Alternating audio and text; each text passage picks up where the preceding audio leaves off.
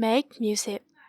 ဒီ tutorial မှာတော့မိမိစိတ်ကြိုက် music instrument တွေကိုရွေးချယ်ပြီးသတ်မှတ်ထားတဲ့ key တွေကိုနှိပ်တဲ့အခါမှာ instrument တွေရဲ့လိုက်ဖက်တဲ့အသံတွေကိုဖန်တီးကြည့်မှာဖြစ်ပါတယ်။ဖန်တီးကြည့်မယ့် title တွေကတော့ play a drum, make a rhythm, animate a drum, make a chord, sprite sound, beatbox sound, play a song စတဲ့ခေါင်းစဉ်တွေအောက်မှာဖန်တီးကြည့်မှာဖြစ်ပါတယ်။ play a drum key တစ်ခုကိုနှိပ်တဲ့အခါ drum တစ်ခုကနေသူနဲ့လိုက်ဖက်တဲ့ drum အသံတစ်ခုကိုဖန်တီးကြည့်ပါမယ်။ပထမဦးဆုံး Theater 2 backdrop ကိုရွေးချယ်လိုက်ပါမယ်။ Spread အနေနဲ့ drum ကိုရွေးချယ်ထားလိုက်ပါမယ်။အသုံးပြုရမယ့် code တွေကတော့အဘက် panel ထဲက one space key press နဲ့ start sound block ရဲ့ menu ထဲက low tone ကိုရွေးချယ်ပြီး keyboard က space bar ကိုနှိပ်ကြည့်လိုက်ရင်တော့ drum အသံကိုကြားရမှာဖြစ်ပါတယ်။ Make a rhythm ဆိုတဲ့ခေါင်းစဉ်အောက်မှာတော့ repeat loop ကိုအသုံးပြုပြီးထပ်ခါတလဲလဲစီးကျက်ညီရဲ့ drum အသံတစ်ခုကိုဖန်တီးပြီးတီးခတ်ကြည့်မှာဖြစ်ပါတယ်။ Spirit Library Music Category ထဲက Drum Tabla ကိုခေါ်ယူသုံးပြုလိုက်ပါမယ်။အသုံးပြုမဲ့ code တွေကတော့ Avant Group ထဲက one space key press နဲ့စတင်လိုက်ပြီးအတန်တွေကိုထပ်ခါဖန်တီးဖို့ Control ထဲက Repeat Loop သူ့ရဲ့တန်ဖိုးကိုတော့ကိုလိုချင်တဲ့အကြိမ်အရေအတွက်ကိုသတ်မှတ်ပေးနိုင်ပါတယ်။ဒီမှာတော့3ချိန်သတ်မှတ်ပေးလိုက်ပါမယ်။အတန်ကိုဖန်တီးဖို့အတွက် Sound Panel ထဲက Start Sound Block ရဲ့အတန်ကို High Notable ရွေးချယ်ပြီး Repeat Loop ထဲကိုချိတ်ဆက်ပေးလိုက်ပါမယ်။ Wait 1 second block မှာတန်ဖိုးကို 0.25 second အချိန်သတ်မှတ်ပြီးသူ့ရဲ့အောက်မှာထားလိုက်ပါမယ်။နောက်ထပ်အတန်တစ်ခုကိုဖန်တီးဖို့ Start Sound Block ရဲ့အတန်ကို High Tone Tabla နဲ့ထပ်မံချိတ်ဆက်လိုက်ပါမယ်။နောက်ဆုံးမှာတော့ Wait 0.25 second နဲ့ချိတ်ဆက်ပြီး keyboard ကနေ space bar ကို click ပြုလုပ်ကြည့်ရင်ယခုလိုအတန်ထွက်ပေါ်လာမှာဖြစ်ပါတယ်။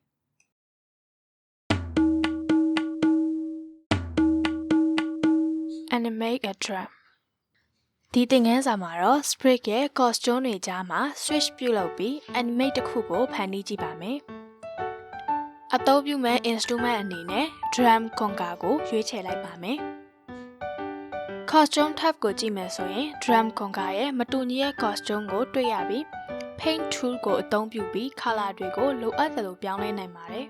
။ပြီးရင် code တွေကိုစပြီးဖန်တီးကြည့်ရအောင်။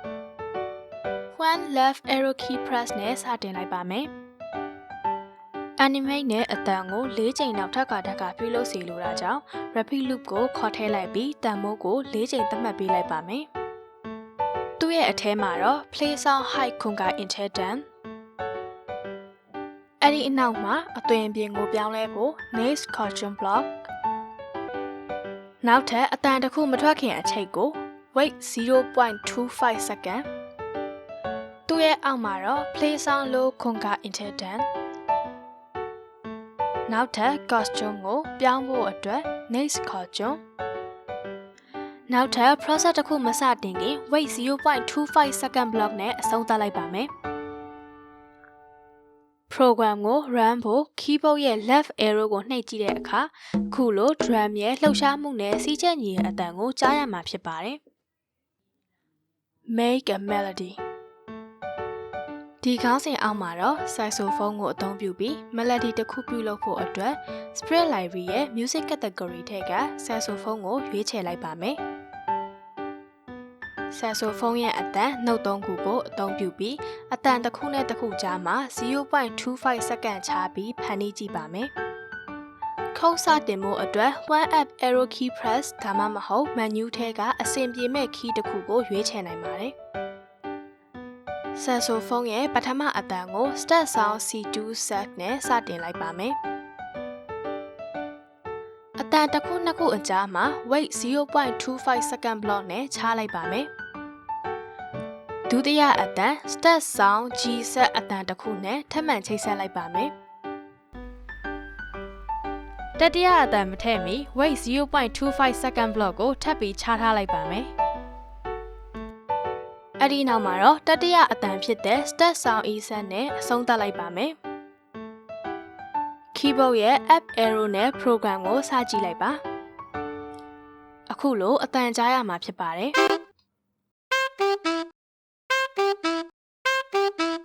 play a chord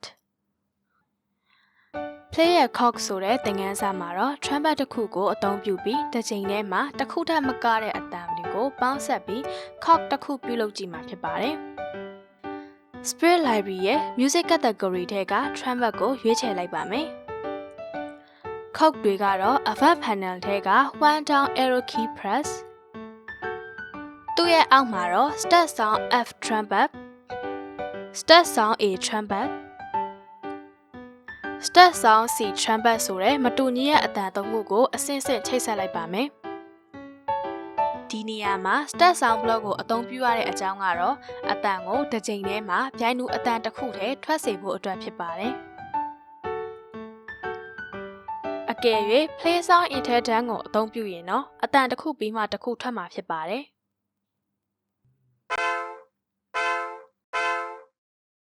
Sprite Sound ဒီသင်ခန်းစာမှာတော့ instrument တစ်ခုကနေ sound list ထဲမှာပါဝင်တဲ့အတန်တွေကို random ထွက်စေပြီး instrument ရဲ့ color ကိုတစ်ခုချင်းပြောင်းလဲအောင်ပြုလုပ်ကြည့်မှာဖြစ်ပါတယ်။ instrument အနေနဲ့ဂီတာကိုခေါ်သုံးလိုက်ပါမယ်။ sound tab ကိုကြည့်မယ်ဆိုရင်ရွေးချယ်ထားတဲ့ instrument မှာပါဝင်တဲ့အတန်8မျိုးကိုတွေ့ရမှာပါ။ Chord ကို one right arrow key press နဲ့စတင်လိုက်ပါမယ်။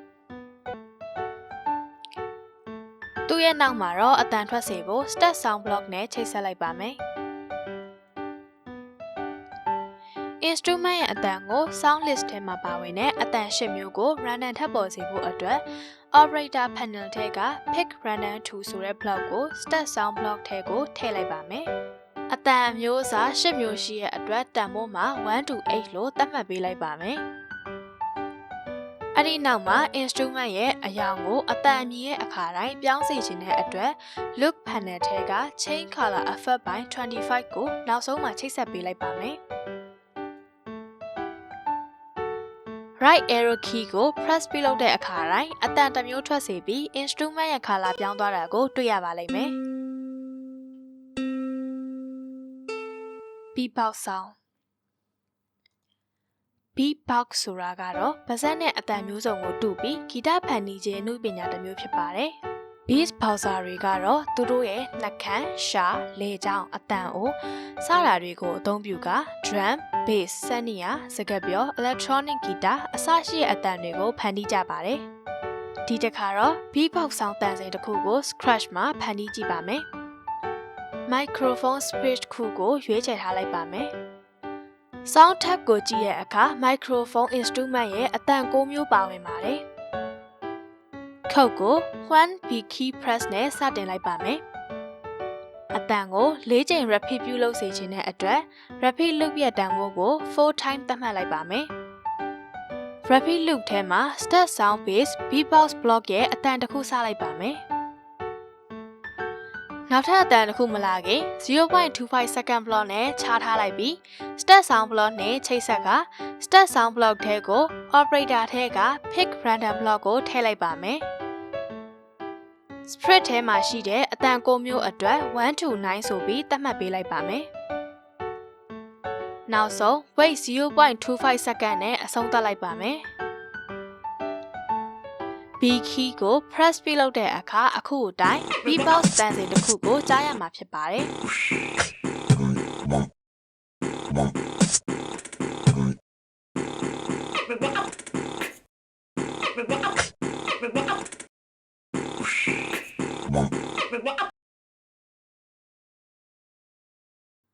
Play a sound ဒီသင်ခန်းစာရဲ့နောက်ဆုံးတစ်ခုကတော့အဆက်မပြတ်ထွက်ပေါ်နေတဲ့ background music တစ်ခုကိုဖန်တီးကြည့်ပါမယ်။ Spirit Library ရဲ့ Music Category ထဲက Speaker ကိုအသုံးပြုလိုက်ပါမယ်။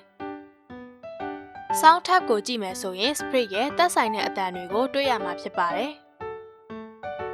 အကယ်၍ Sound Library ရဲ့ Loop Category ထဲမှာလည်း Music Loop တွေကိုရွေးချယ်အသုံးပြုနိုင်ပါတယ်။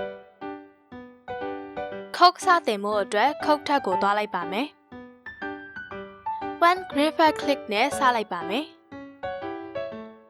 Background music ကိုအဆက်မပြတ်ထွက်ပေါ်စေဖို့အတွက် Forever Loop ကိုအသုံးပြုလိုက်ပါ။ Forever Loop ထဲမှာတော့ Play Sound Intelligent ၎င်း block ရဲ့ sound menu ထဲက drum gym ကိုရွေးချယ်အသုံးပြုလိုက်ပါမယ်။ Green flag ကို click ပြုလုပ်ပြီး program ကိုစတင်ကြည့်လိုက်ပါ Background music ကိုအဆက်မပြတ်ထွက်ပေါ်စေပြီး program ကို stop ပြုလုပ်မှရပ်တန့်သွားမှာဖြစ်ပါတယ်။